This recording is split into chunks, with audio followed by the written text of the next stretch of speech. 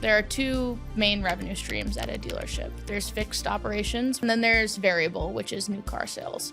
Fixed operations is where they're getting about a 50% profit margin. They only own 29% of the market share. 70% of their customers drive off the lot, never to be seen again. It's a huge missed opportunity. What exactly do you do at Sparkserv? Sparkserv is an AI-powered communications platform for dealers that re-engages customers for service appointments. Essentially the call center for the dealership that fields the calls. Sparkserv seems to be different. It seems like your goal is not to replace humans, but to augment. Yeah, we try to be different from simply replacing humans. I don't want to trust a robot with the second largest investment that I have. AI does a really bad job of giving accurate information, especially if you give it any room for deviation. I think this is going to be a human-based business. After all, it's humans who are turning wrenches on my vehicle. It's humans who sell me a car and either give me a great deal or don't. Welcome back to the podcast. For this episode, we have MK Valley. She is the CEO of Sparkserv, and we're really excited to begin the episode. So yeah, welcome to the podcast. Thanks for having me, Luke. Awesome. So let's get into some of the background. What exactly do you do at Sparkserv? Yeah, so Sparkserv is an AI-powered communications platform for dealers that re-engages customers for service appointments. So that takes two forms for us. One is via an automated and bespoke integrated CRM for BDC agents, which are business development center agents, essentially the call center for the dealership that fields the calls, and as an outbound AI SMS-based agent that re-engages lost or inactive customers with service alerts, compelling time triggers for vehicle service needs, diagnosing their service needs, and ultimately bringing them back to the dealership for service. Awesome. Yeah, thanks for that high-level overview. And also another background question. So what exactly is a service BDC in the car manufacturing or car dealerships? Yeah, so in retail automotive, which are like most dealerships, the BDC stands for Business Development Center. And what it is usually one or many agents serving one or many dealerships. So there are people who sit in a call center and answer the phone. So when you call the dealer, sometimes it's a service advisor, someone who actually works in the service bay who answers, but the vast majority of the time it is a, entry-level employee who makes like $16 to $18 an hour sitting offsite at a call center, getting you scheduled and coordinating the services that you need and to which advisor you're going to be assigned and things like that. Cool. That makes sense. And also for this, why is it painful financially for your customers? So it's painful financially for a number of reasons. First and foremost, there are two main revenue streams at a dealership. There's fixed operations, which is parts, service, F&I, and then there's variable, which is new car sales. New car sales is the sexiest, but it only carries about a 3 to 4% profit margin. So fixed operations is where they're getting about a 50% profit margin, where the lion's share of their profits are going to come at the end of any given month or year. It's painful for dealers because they only own 29% of the market share. So 70% of their customers drive off the lot, never to be seen again, which means it's a huge missed opportunity. They're leaving tons of money on the table, and they also have the best access to cheap certified manufacturer produced parts. They have the highest quality of service techs.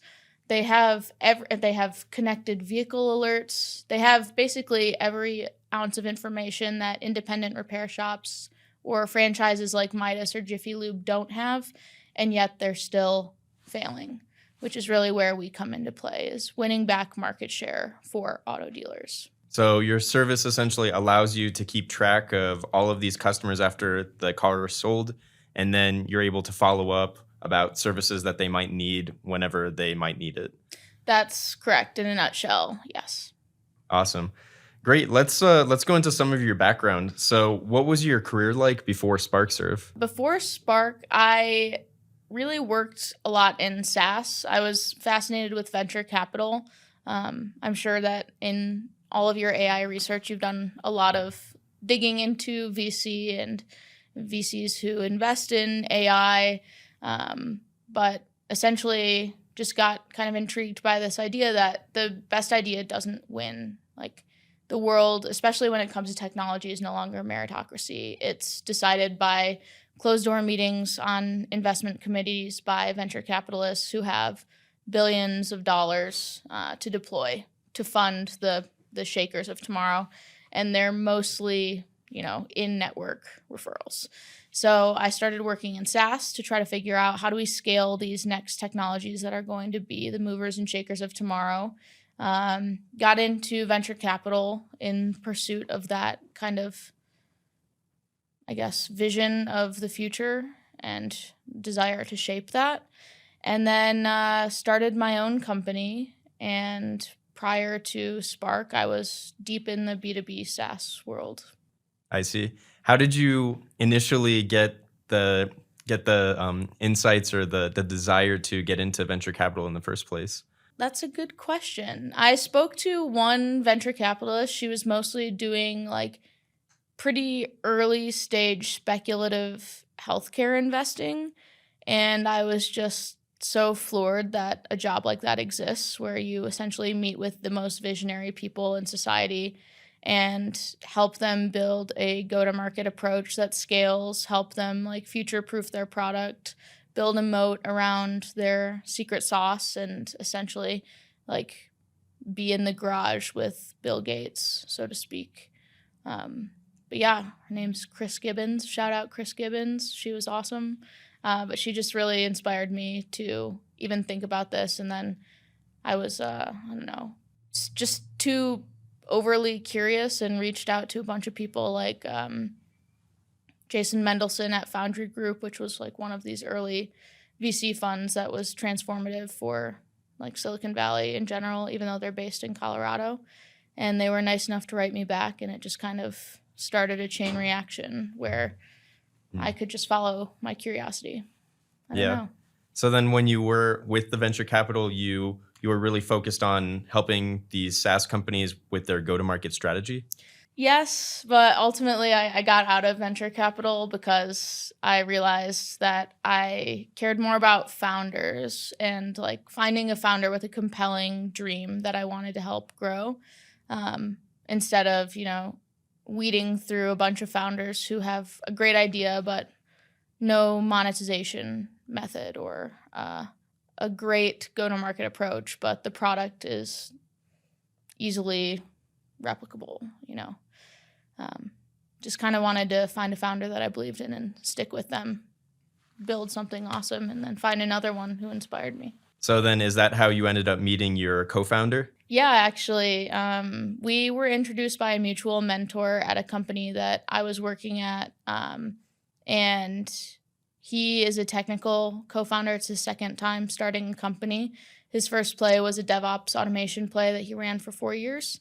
So it was cool to meet him and get to learn from him and ideate with him. We're definitely good foils to one another. So once we started working together and trying to find a way to combine like his developmental prowess and his focus on AI with my go-to-market acumen, that's kind of how we just took off. It was too late. We were just in the sauce, and then found automotive and found a perfect niche for this thing we had built.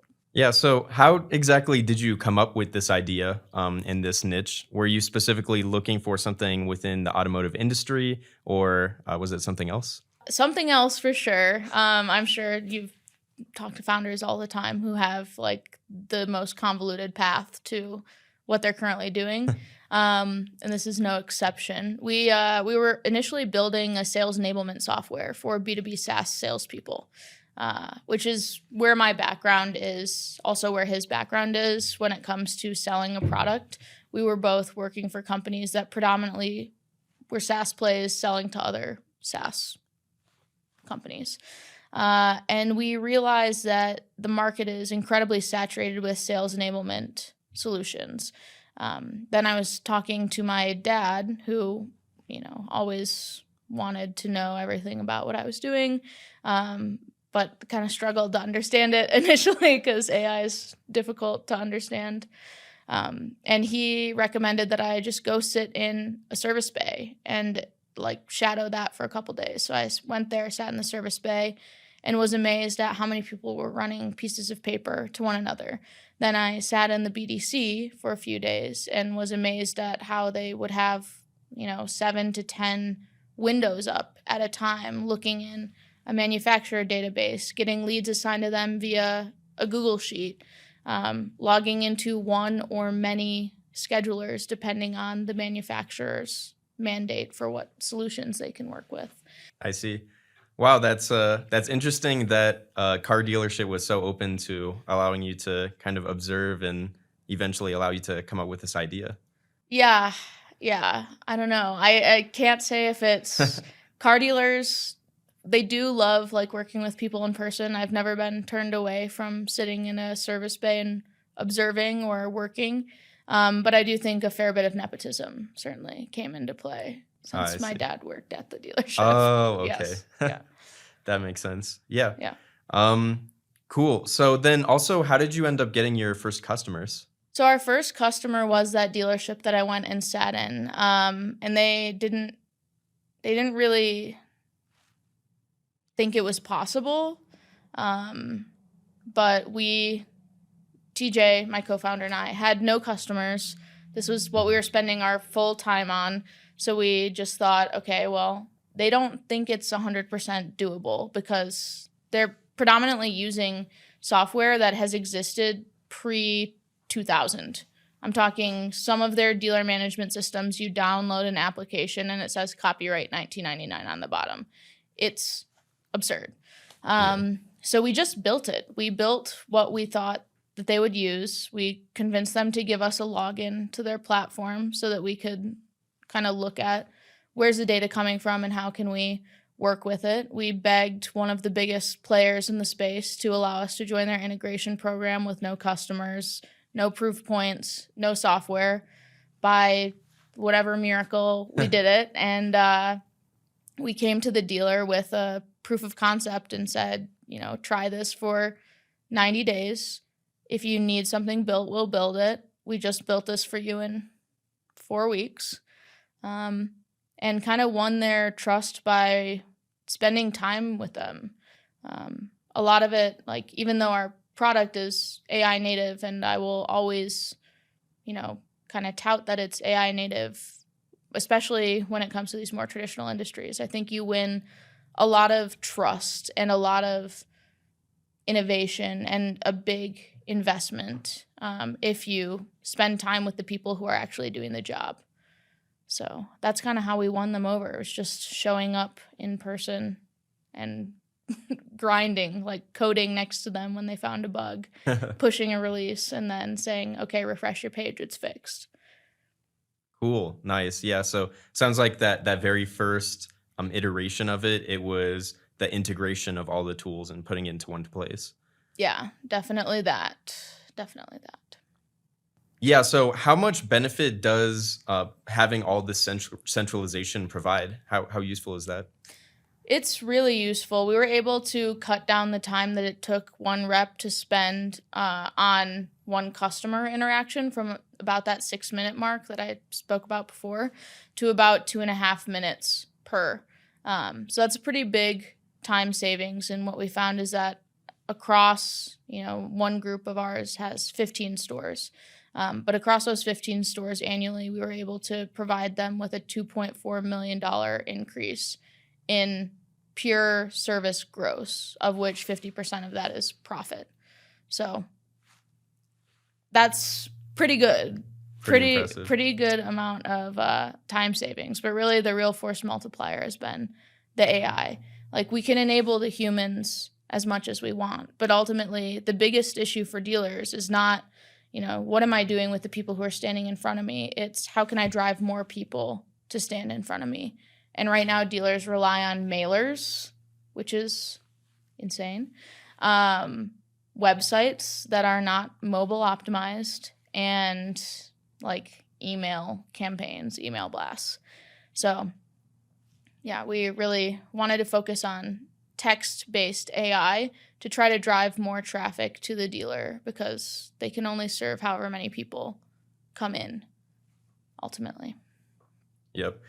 So yeah, I know you mentioned the benefit of being there in person because it helps to establish legitimacy. But also, I read on your website that you do live in-person onboarding. Yeah. So what are the benefits of that? I think the benefits are control. Not to say that we want to control the process, but these people, anyone who works at a dealership has been inundated over the last like 3 to 5 years by solutions claiming that they're AI when really it's just a phone tree, no different than what you would use at like CVS, which is sad. It's really shitty. And dealers are not super tech native, so they've been like fleeced for the past 25 years by SaaS companies. So being in person definitely helps build trust, ensure that they're adopting the software, because it's a situation where they look at it and they think, this is one more thing I have to learn to do my job well. But in reality, it's one thing that eliminates 8 different jobs so that they can just work in a more streamlined fashion. So being on site lets us kind of push the adoption, and then once they get it, they're using it for the rest of their time at that company. But yeah, a lot of it is just we're an early stage company and we are trying to be the antithesis of the other companies in this space. I can think of probably like 6 companies off the top of my head who have sold themselves to dealers at 3 times the price point that we charge, have like dramatically inflated what a dealer pays, have terrible support, are not truly AI native. They're like a decision tree that has like text to voice reading off a script. And we just wanted to build a trust with our customers that we're different than everything that they've been sold in the past. This is a partnership. We're here to serve them, not the other way around. That makes sense. And going into the competitors topic, what gives you your edge over the competitors, and how do you maintain a moat? I don't know. I'd be curious what other guests of yours say, but I would say that in SaaS, there is no moat. It's tough, yeah. Yeah, especially in this age of vibe coding and like using AI to replicate different softwares. You can become a pretty competent coder in a few months, and excellent coders can become force multipliers. Like, people are always going to be out innovating. I think at the end of the day, it's less about like, can I innovate quickly enough, or can I out innovate my competition to avoid competitors? And more about, can I become so sticky with my customers that they wouldn't even take a call from a competitor? Maybe that's a bad answer, but well, that's just I how think, we roll. Yeah, I think part of it could be the connections and the customers that you have in being sticky. Yeah.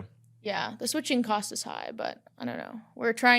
We've got some fun usage or fun applications of agentic text AI coming out right now that I think will be a big game changer that I haven't seen yet, but Awesome. it's not far behind. It never is. Cool, yeah. Yeah, and then the other thing, so you do this live in-person onboarding, but you also help the reps to get onboarded more quickly in order to reduce the attrition. Yes. Can you talk a little bit about that? Yeah, it's pretty straightforward, I would say. When they use Sparkserv, they're using a dialer to actually make the calls. When a customer calls in or when they dial out, we're pulling up the customer record across all dealerships, their entire service history, open recalls, any tasks, if they're on different lists like retention lists, private offers, things like that. That's all visible immediately to the customer. Without Spark, they would need to, during onboarding, learn how to use the dialer, manufacture a database or several if they support multiple brands, a scheduler or several if they support multiple brands, a DMS, sometimes more than one. Again, like, dealers are pretty acquisitive, so when they acquire a new dealership, they kind of have to incorporate the software that they were using before, so it may or may not be the same. And then they were usually getting leads from either Excel sheets or like physical papers on their desk that were plopped down. And then sending emails to follow up with service advisors, parts managers, and logging all of their activities and appointments they set either in another Google Sheet or sometimes in an activity monitoring system. So just the sheer amount of tools that you have to learn in order to start working has gone down like fourfold. But beyond that, we try to make it as point and click as possible. One of our design principles is WYSIWYG. So what you see is what you get. And yeah, we just try to make it so easy that whether it's your first day on the job or your 1,000th day on the job, you can be productive. Awesome. Very interesting. Yeah, let's go into some of the AI strategy now. So I know some AI companies are geared towards replacing humans, but Sparkserv seems to be different. And it seems like your goal is not to replace humans, but to augment. And so what are your thoughts on that? Yeah, I definitely agree. I'd love to hear your thoughts as well. But yeah, we try to be different from simply replacing humans. I think I don't want to trust a robot with the second largest investment that I have next to a house, which is my car. So that's one. Secondly, I think AI does a really bad job of giving accurate information, especially if you give it any room for deviation. Everyone loves to quote the 30% hallucination rate of AI. I think it's probably less, and I don't think it's that bad. But still, if you're going in for a $600 or $800 repair on your car and someone quotes you the wrong price on the phone, or a bot quotes you the wrong price on the phone, immediately my trust with that dealership would be shattered. And beyond that, I think this is going to be a human-based business. After all, it's humans who are turning wrenches on my vehicle. It's humans who sell me a car and either give me a great deal or don't. And yeah, I think when it comes to dealerships, there's so much focus on how can we cut costs when really there's so much profit to be gained that we haven't even begun to capture. With voice AI specifically for automotive, they're using it as kind of an inbound call taker, which means that you're already scraping some of the demand that the AI can't, I guess, convert, or that hangs up when they hear that it's a bot on the phone. You're already scraping more demand off the top. It seems foolish to me to just basically put a cap on what you can achieve. Instead, with our approach, which is increasing the utilization rate, not the replacement rate of humans, we want to make sure that every dollar you spend on human capital is returning $2, $3, $4 to the business by making them more effective and placing the burden and the power of AI in the back office, not directly in front of the customer. That makes sense. Yeah. From my thoughts as well are that a lot of the time, maybe in a long time, over a long time horizon, it might be possible to replace a human, but then over the short horizon, there's so much more benefit in augmenting the workforce that we already have. Yeah, I definitely agree with that. I definitely think voice AI is the future. I do believe that there will be a time where it has complete parity with a human being and potentially even exceeds it, as it can query multiple data sources at the same time to find the right solution. But I don't know that we're ready for that yet. I think we can still create some seriously outsized outcomes for our customers without needing to slap a robot in front of your customer base. I see. So at this point, you're not considering using any type of voice AI either for outreach or for inbound? No, we're not. We actually did, in the days of yore, build a voice agent for inbound. But we found that 40% of the calls it was receiving had a very specific question, and the data to answer that question didn't live in any of the data sources. I don't think that's going to be a problem with every industry, but in automotive, service advisors aren't really on their computer. They're not great at answering the phone. they're terrible at texting, and they often let customers drive off the lot with their car if they're waiting on parts or things like that. So like the information in the data sources is not always up to date. In fact, it seldom is. So there was no way to kind of query and get the right answer for an agent to give to a customer. It really did need like kind of this tribal knowledge that just lives in the heads of the people who are doing the work. So either we could, I guess, try to push a big rock up a hill and get advisors to change their ways and start documenting and make it easier for them to keep the CRM up to date. Or we could find a different approach. And that's what we did. I see. Yeah, and with the voice AI, I'm sure if the customer had a question that the AI is not able to answer, and then it goes into a loop or it refuses to answer, it really negatively impacts the experience. Yeah, usually it just escalates to a human anyway. And I don't think that there's no place for voice AI. I just don't think that it's the answer to this problem for dealers of like, hey, we own less than 1/3 of the market share, despite having every opportunity to win this. I just think it's a Band-Aid. Also, like fundamentally, the phone, the way that people buy cars has changed. Like Carvana and all of these like pretty simple to use online shopping experiences. Buying a car used to be based a lot on relationships, and now it's based mostly on like supply. Who has the exact make, model, year, color, and interior that I want, and then that's who you go buy from. But service hasn't changed since like the 80s. 61% of service appointments are still booked via phone call, which means that, to me, not that people want to call on the phone, but they can't find the self-service option. And it's also not optimized for mobile. So kind of our approach was like, well, we can either just plug AI into a really crappy cog in the process today, or we can like redefine the process. And for us, that was kind of a no-brainer. It's like, let's bring vehicle servicing to someone's mobile device with the recommendations that fit their mileage, that keep their car healthy, because the average consumer doesn't even know what service they need when they need service. They don't know like the recommended maintenance milestones that are defined by the manufacturer. That's not the public's job. It's our job as a vendor to empower the dealer to be consultative instead of an order taker.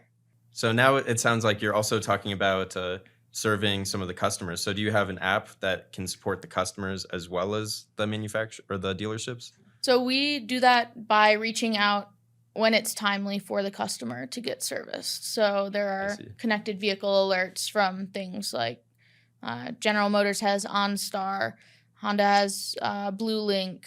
There are every manufacturer has these types of alerts that they expose to the dealer, and usually they just sit in a dealer's like manufacturer database. No one downloads them, no one actions them, but we take those and reach out to the customer when they have like low oil life, or when they're in need of maintenance, or if they hit a maintenance milestone that requires additional services beyond just oil change and tire rotation, to try to like keep them educated and also aware of different service specials throughout the year. So like tires are always on sale April and October, November. Usually buy 3, get 1 for $1. If you have low tread on your tires, that is the perfect time. You'll get a better price on tires. So then we reach out to people who have low tread on their tires and let them know that like, now's your time to buy. Let's get you in. Awesome. So, yeah. That makes sense. Is there AI incorporated in that SMS agent, or is that a lot of rule-based? No, that is mostly just AI. We allow for ad hoc campaigns. So if let's say a dealer wants to do a maintenance special just on a certain year or style of vehicle, or maybe they have like extra parts for a recall, we can target those specific recalls and like define the copy for the text message and things. But for the most part, it is we configure this with them when we come on site, and it refreshes every single day. And then AI handles the conversation, schedules the appointment, writes back to the DMS and the scheduling platform to essentially deliver this to the customer. So all of it's automated and AI centric for that component. I see. So it's kind of like in the phone, in the SMS, they're able to like message yes or no when they need things, then it can automatically schedule things or remind them of whatever they need. Yeah, it'll ask like, what time would you like to be seen? They'll say, 2:30 p.m. on Thursday. And it'll say, great, this Thursday or next, we have this appointment slot. Which one do you want? And then it will actually go through with it, schedule it. We can also upgrade services. So like if someone is at a maintenance milestone and they only have one of the several recommended services, we can offer them an additional service and let them know why it's recommended and ask them, are you experiencing any symptoms that might make it reasonable to add this to your appointment? Things like that.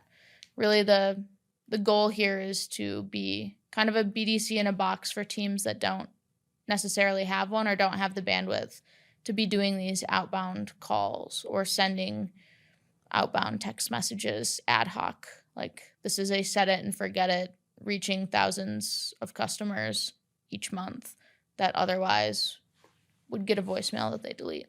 So for those end users who ultimately decide that they're going to go, instead of going with the dealership, they'll go somewhere else. How do you incorporate that? Are you able to pull in that information to update your database? So right now, no. A lot of that's under lock and key by some of these vendors like Carfax or Experian. They give that data to the dealers, but there's no API that we can call to fill in that data. But we can see, like, have they been serviced by any dealership in a dealer group? So the most of the dealerships that you see, there will be multiple locations. So like, I don't know, a big one here is Mike Maroney in Colorado, or Foundation here. They've got stores in Wheat Ridge, Castle Rock, a bunch of different brands, and sometimes they'll get serviced at different rooftops, just depending on either what's closer or what has availability.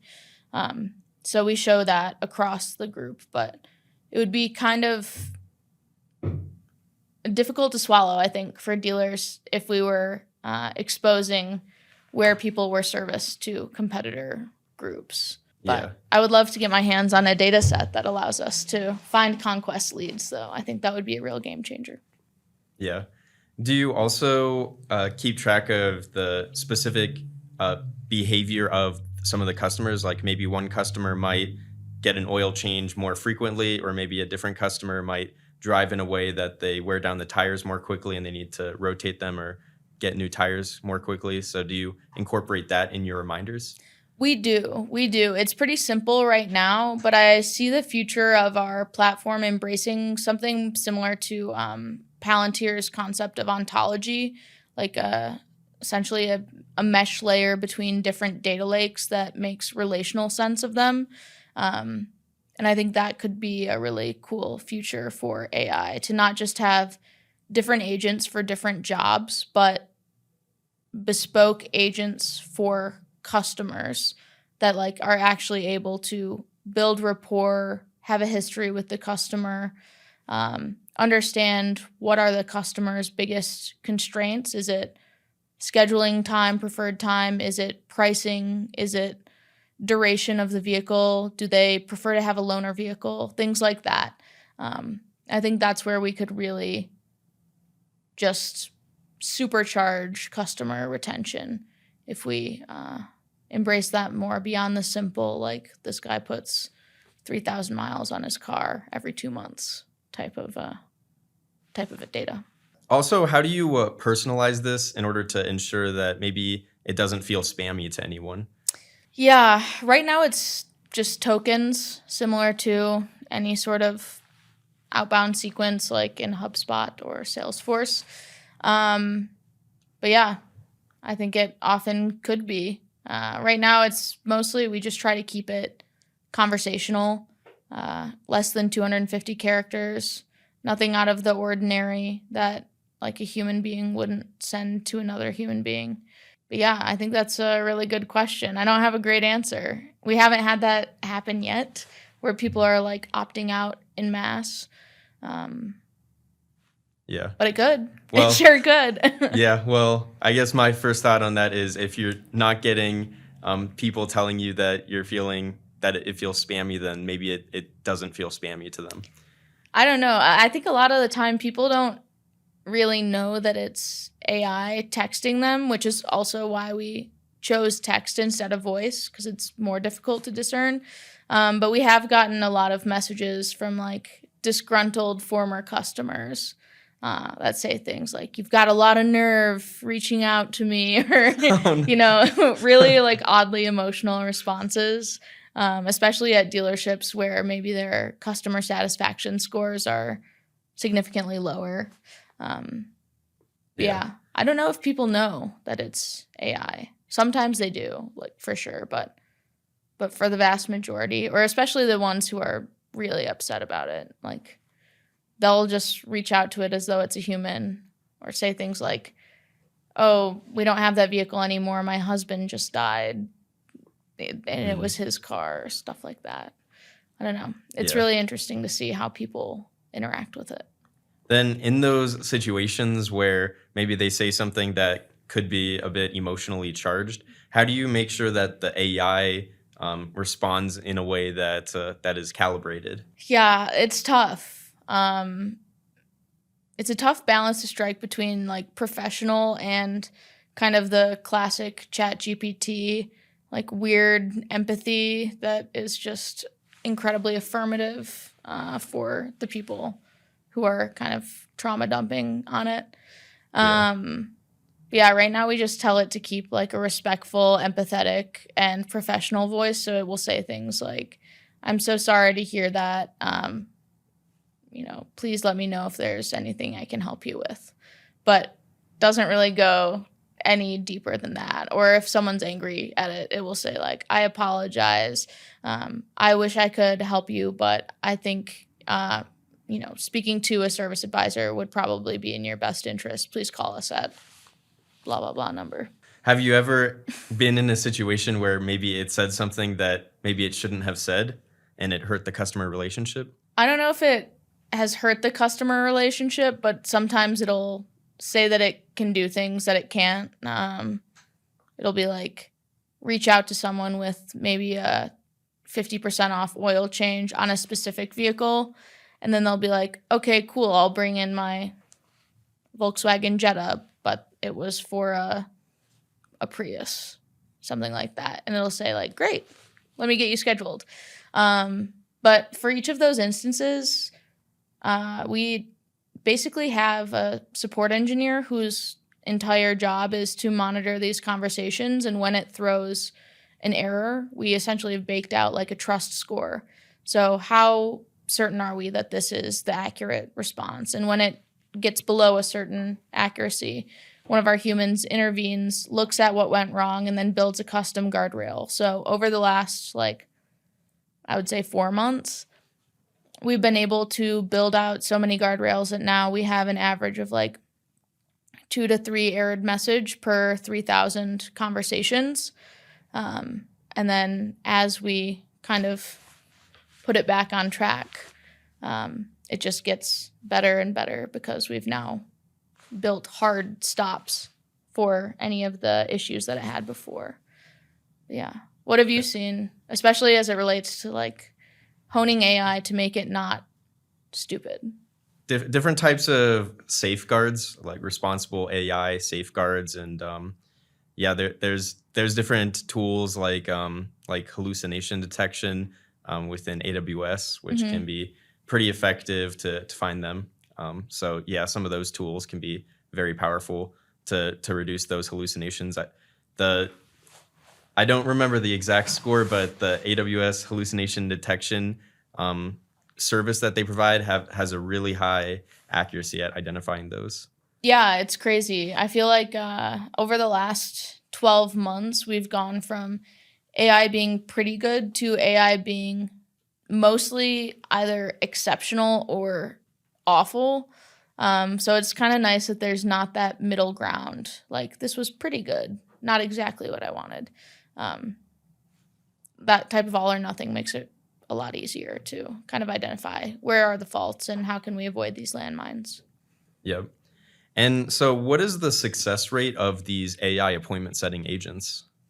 So it depends on the campaign. It depends on the population. Obviously, people who have not been to a dealership in the last 4 years and are receiving like a 50% off coupon perform much better than people who have been in the last year but not in the last 6 months and are getting like a 15% off coupon.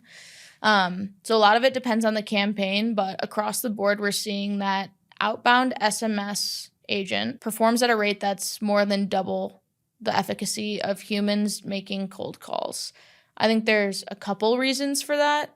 The biggest one being that outbound cold calls only have a pickup rate of about 3%, versus outbound, even spam text messages have an open rate of 98% just to clear the notification. So I think that's a big part of it, because we're also seeing that basically when we send these outbound text messages, even if they don't book through text with our AI agent, they go online and book, they call the dealership and book, or they just walk in.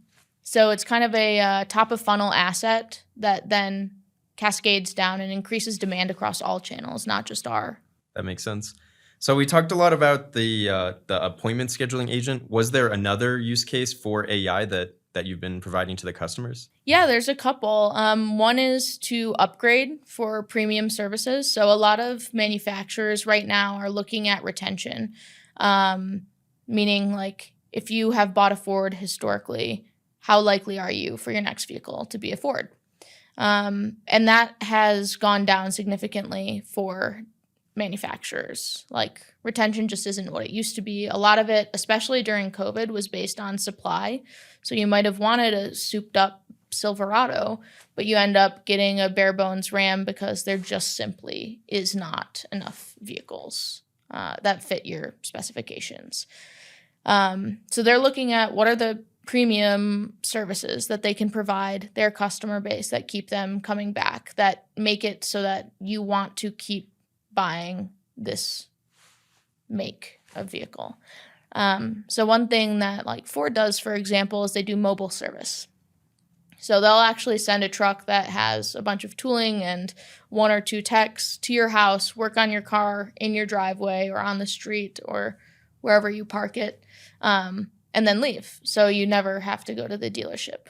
Other luxury manufacturers are doing things like valet. So they'll actually have a porter or a driver come to your house, pick up your vehicle, take it in. You approve everything like remotely from your phone, and then they drop it back off to you when the service is done. And that may or may not include a loaner vehicle. For those manufacturers, we will upgrade eligible appointments that are, for Genesis, for example, it's like 3 years, 36,000 miles. Anyone that fits those specifications will offer those premium services too. And that just increases retention and brand loyalty for these manufacturers. And the other thing we do is upgrading appointments for additional services. So dealers win when they sell a lot of hours of work. So if they can get you for an oil change and a tire rotation and a fuel injection service, they're going to come out much better than if they had just done like the same amount of, same hours of appointments for oil changes or things like that. So what we do is we'll reach out to customers and try to essentially educate them on what their vehicle needs at this mileage milestone, and then allow them to opt in and say what symptoms they're experiencing so that we can best identify what they actually need on this visit, and what they don't. So a lot of these are like recommended services, but you don't need all of them at 30,000 miles. You need them before 60,000 miles. So it might not be the right appointment for you to spend like $900 on 8 services. But if we can identify a couple of symptoms that can be resolved with some of these maintenance items, then maybe we can get you for 3 services instead of 1. Interesting. Okay, so we have the scheduling service that identifies anything you might need, tire change, and then you have this other service for the kind of the premium service recommendation. And what else? That's it right That's the now. main one. Yeah, it's scheduling, upselling, and upgrading services. Cool. But yeah, kind of the sky's the limit. That's part of the beauty of AI, which I'm sure a lot of the founders you speak to would echo, is like with the different solutions that are out there right now, we have more access than ever to build incredibly bespoke solutions for different use cases and determine like, what is the next best action that this agent can take? Let's build it a quiver of tools that we can target with it, and a overarching triage agent that will determine which selection of jobs we need to deploy to any one conversation. We get most of our product ideas from customers, so any loud customers we have usually tell us where we should go next.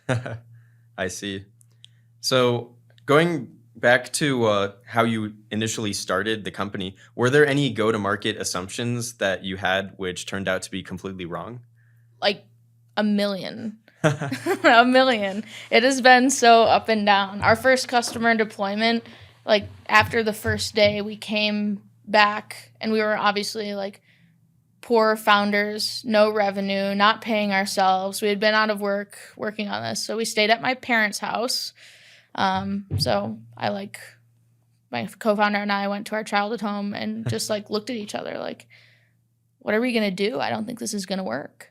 And we worked like late into the night and found a workaround. And by the next day, things had turned around. But I feel like, especially working in AI in an industry that has really struggled to embrace it, a lot of it has been being in person and listening has like stopped me from making even more of these big go-to-market errors. Like we used to build features that we thought they would want.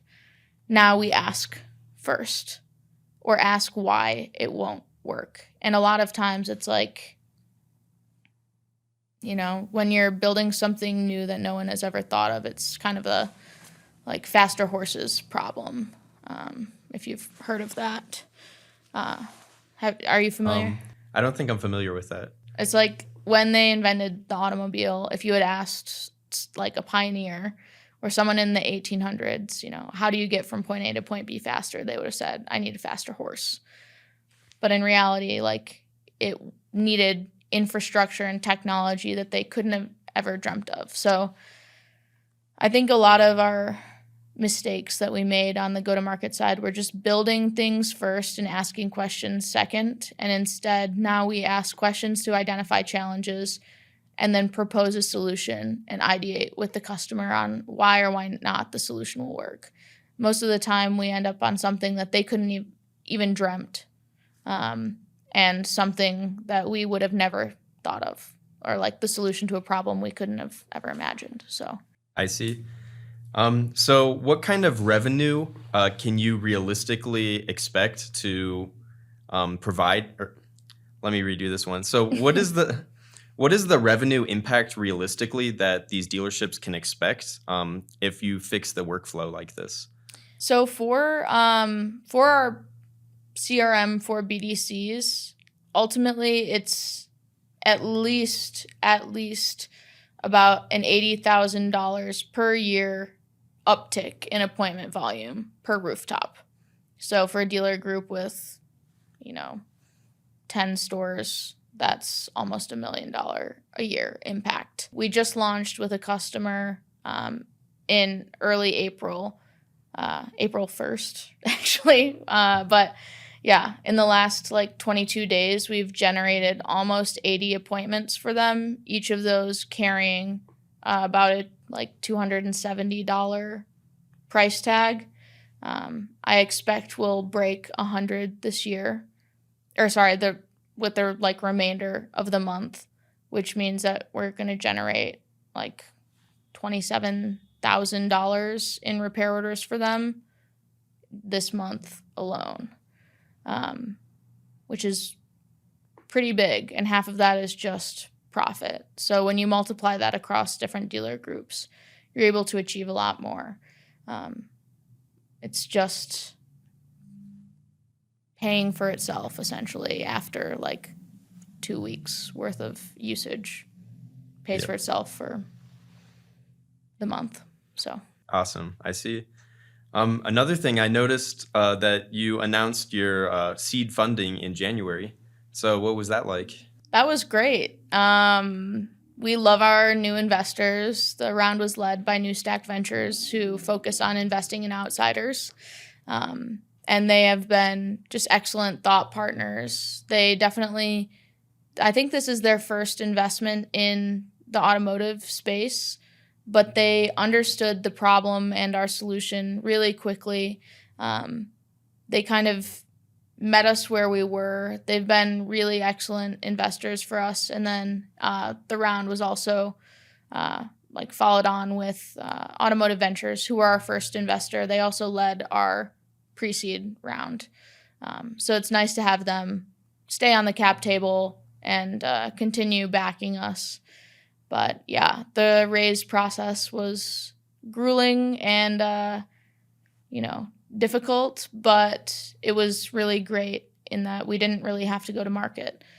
We found investors who were ready when we were and met us at the valuation that we were all comfortable with.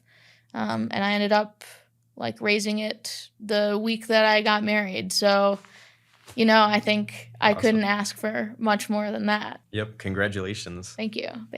Awesome. So I know that you've mentioned your philosophy on being in the dealership in person in order to identify the issues. Do you still live by that? What does your day-to-day look like? Well, my day-to-day, I was in a dealership. Yeah, I know you mentioned you just came from a dealership. Yeah, but no, I still live by that. I think it'll be a really tough transition for me as a founder to step away from being hands-on. And when we get to a critical mass of dealers, I will have to do that. But yeah, I think this is a people-centric business, especially in automotive. When we succeed for dealers, we succeed in raising people's commission. We are putting more money in the pockets of the BDC agents who make $16 to $18 an hour and earn $1 commission per appointment scheduled. It matters to these people, and so it matters to me. I just don't see myself moving away from that if we can help it. So what does the future look like then? I know you were mentioning, if you get to a certain level, you might have to change how your day-to-day looks like, but what do you see as the future of the company? I hope we end up serving, thousands of rooftops, thousands of dealers. I hope that, people embrace this new way of working. I hope that the vast majority of service appointments at dealerships are scheduled via text in the next 5 years. And I would love to continue operating this, maybe get acquired someday by a larger software player, and keep helping dealers showcase their value to their communities. Because ultimately, that's what it's really all about for me, is just taking the people who have invested in me, my customers, my investors, my partner, my parents, my employees, and make sure that I'm delivering to them more than they put into me. So I hope we grow, and keep making a difference. Great. Yeah, that was all the questions that I had. Was there anything else you wanted to discuss? Yeah, I'm curious about where you see the future of agentic AI evolving. Obviously, you have a big finger on the pulse of this space, so I'd love to hear kind of what you think the future is. Yeah. With agentic AI, it's very inspiring to see. Ever since January, so about 4 months ago from the time of this recording, we've had Claude Code where it's actually useful. I remember making videos, YouTube videos about baby AGI and these other these other tools, these agentic tools 2 years ago, and they would just get stuck within 1 or 2 steps.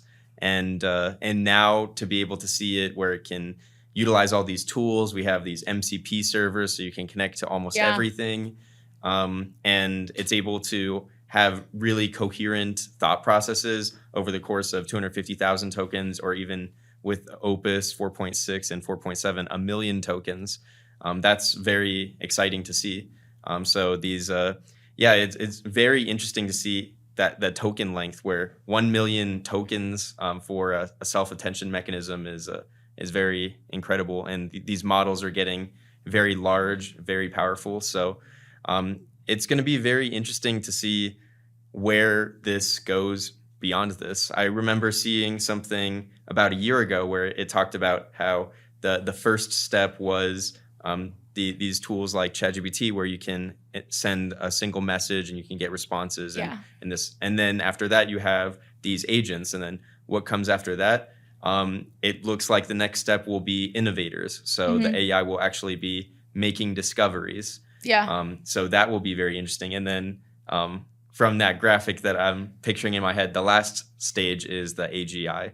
So it will be very interesting to see at what point do we hit that tier where we have those innovators, and what's it going to be like as these agents become more reliable over time, and you can actually trust them to not make something up. So yeah, it'll be very interesting. But also it's interesting even now where we have the AI tools where you can I'm thinking of this video that I saw on YouTube where it was a conversation with ChatGPT, and it would talk about how this person would say, "Yeah, I'm about to go for a run. Can you time me?" And it says, yeah. yeah. So and then it actually doesn't have a timing mechanism, but it's literally just lying and making things up.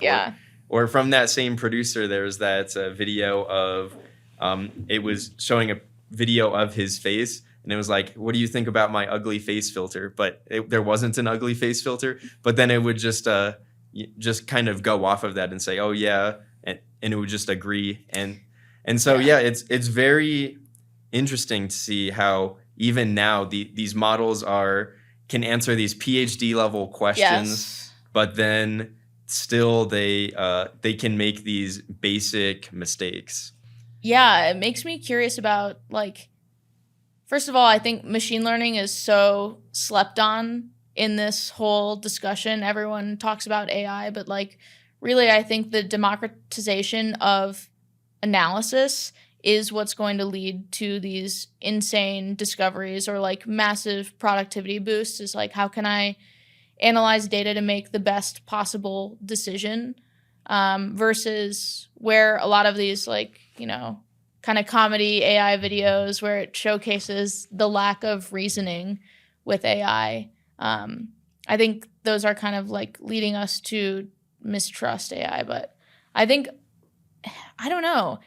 When I look at AI for like consumers, people asking, Claude or ChatGPT questions about like, what should I make for dinner tonight? Or I don't know, do you think I'm going to win my case, or something like equally speculative and like based in no fact? I'm just kind of gobsmacked. Like, what will be the future use case? Will people shy away from it for personal use?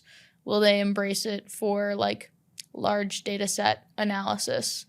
Will they truly allow it to continue to iterate upon itself and hopefully reach this innovation stage?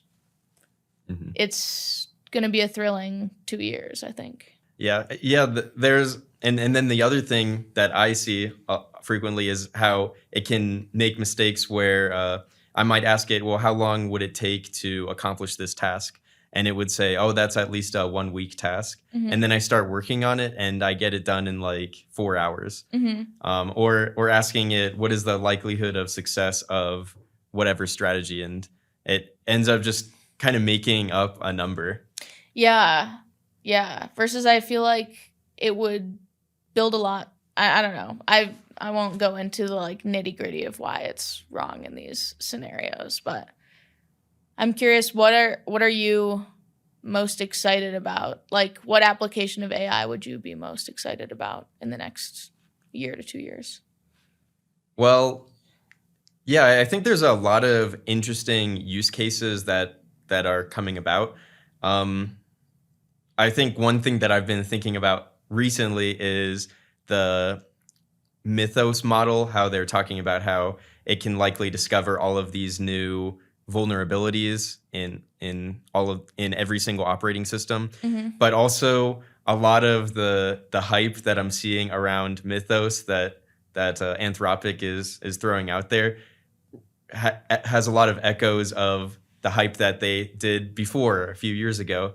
And I'm reminded of, even with ChatGPT 6 or 7 years ago, even before it was called ChatGPT, when it was GPT-2, there were advertisements or there were posts saying, this is too dangerous to be released to the public. So it's just very surreal to look back and see that people were so scared of like GPT-2, and then to think of where we're at now and thinking about the capabilities that we might have in the coming months. Yeah. I feel like a lot of the fear is overblown. I think more it's like fear of I don't know. I'm more scared of relying on it too much and like, the inefficiencies for our resource consumption, like the atrophy of the American brain with reliance on like ChatGPT or any sort of AI that like helps it make mundane decisions. Yeah, I just think that as long as there are still comedians pointing to and exploiting the vulnerabilities of AI, we don't have too much to worry about. Yeah. I'm also reminded of reading about how Socrates was concerned about written text because he thought that it would rot people's minds to be able to write things down instead of just remembering everything. So yeah, it goes back really far for that one for sure. Wow. I mean, just goes to show you like every new technology will be feared at some point. Yeah. Until we realize that this is like something that we can withstand as a species. Yeah. Yeah, but I would say another part that I'm actually legitimately excited about is the applications for healthcare. Yeah. It can really, I foresee it reducing a lot of mistakes that doctors might make, augmenting their ability to diagnose, substantially improving the responses that they can provide, and potentially diagnosing different illnesses or diseases. I'm very excited about that. Yeah, I would definitely agree with that. I think as a woman, also like women are significantly underdiagnosed with different diseases, and especially like women of color. So I think it would be really interesting to have basically a data-based approach or like a scientific-based approach that takes some of the bias out of it for the majority of doctors and hopefully leads to better outcomes. I think your mind can play tricks on you an awful lot, especially when you're reading a scan or looking at a patient in front of you, bringing your own experience into it. And I think the future is just so compelling to be able to think that we might be able to at least increase the efficacy of our diagnoses. Yeah, it's also interesting to see how as these tools become cheaper, they become utilized more and more. So yeah, it's almost as if it becomes cheaper, but people are paying more for it because the demand is going up. Yeah, I think there's going to be a whole new industry that already is cropping up, but that will probably continue to crop up more, which is like, how can we make AI less and less resource inefficient? So how can we make it use less water? How can it, how can we use fewer tokens to get a greater result? things like that. Obviously, tokens are made up, but the amount of like computing power to get like a pretty significant result, I think there are going to be entire industries that are built around this, similar to how like I guess the peak of HubSpot and Salesforce resulted in a massive CRM tech boom. And then the introduction of like these massive data analysis platforms or like BizOps platforms resulted in the creation of Snowflake and Datadog and these enormous data lakes. I think there's going to be an entire new industry surrounded on making this safer, more effective, and more exciting. Hopefully also like democratizing access to people who might not have enough power to run it on their like either outdated operating systems or limited internet access across the world. Yeah, it'll also be interesting if as we make these AI systems cheaper and more efficient, where we can run these even in very resource constrained environments. Like we may be able to run different types of computer vision models on a phone, and that could be useful. For example, in some of these places where they might not have internet access, to be able to still run models, to be able to get a diagnosis, to be able to get responses to questions entirely without internet access. Yeah. I mean, it's a compelling future. Yep, for sure. Yeah. Awesome. Well, yeah, thanks again for coming on the podcast. It was really great talking to you. Yeah, thank you. It was a great conversation, and I'm looking forward to seeing the rest of these episodes as they come out. I can't wait to see who else has what takes on the future of AI. Awesome.